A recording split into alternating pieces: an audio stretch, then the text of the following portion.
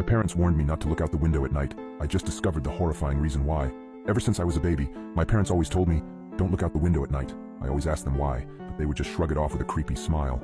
As I grew older, I stopped questioning it, but I just never could have guessed the horrifying secrets my parents were hiding. Everyone in my town also followed this weird tradition, so I thought it was normal.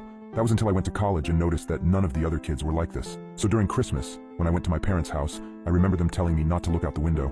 I gave them a smile and a small chuckle before telling them I wouldn't. However, curiosity struck me the moment they left the room. As I lay in the dark, I came to a decision. I was going to look out of the window. Just as my hand came to the sheer white curtain of the guest room, I paused. My mind flashed to that one time when I was 12. My parents were talking in the kitchen.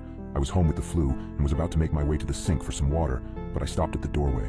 I hid behind the wall, peeking my head out from the doorway just an inch. My mother was crying and my father was holding her and rocking. That poor little girl. I feel horrible for her family, whispered my mother. My father just nodded and continued holding her.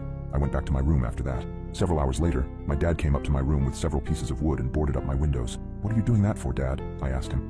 "Oh, it's nothing. Just safety reasons," he replied. I learned at school the next day that a little girl was found dead the previous morning, the window broken and curtains torn. I snapped back to the present. My hand drew back from the curtain. I shook my head, cursing myself for being so weird. What was the worst that could happen? It was just a window, it couldn't hurt me, right? As I reached my hand out again, my instinct was telling me to stop. My gut twisted as I reached nearer and nearer. Just as I touched the curtain, a painful howl came from the forest surrounding the house. I flinched back, deciding to just lay down and try to get some sleep. I forgot how hard it was to get sleep in my hometown. Every night, coyotes howled for hours everywhere in town, or at least I thought they were just coyotes. The next night, I woke up in a cold sweat. I glanced over at the alarm clock next to my bed. It was midnight. I groaned and sat up in bed. A low growling sound from outside of my bedroom window.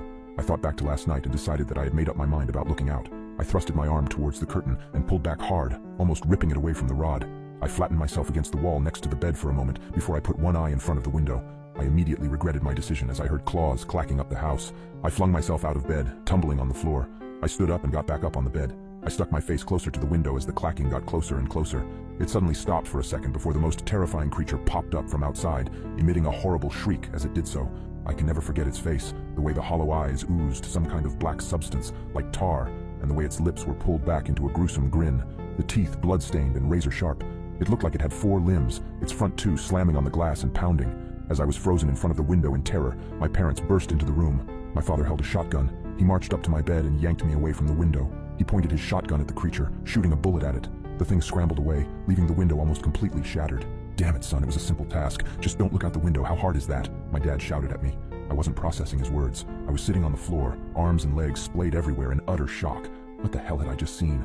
My mother ran to the bedroom door. She had tears in her eyes. "Is everyone all right?" she asked. "Yeah, we're fine. We still gotta get that creepy effing monster, though."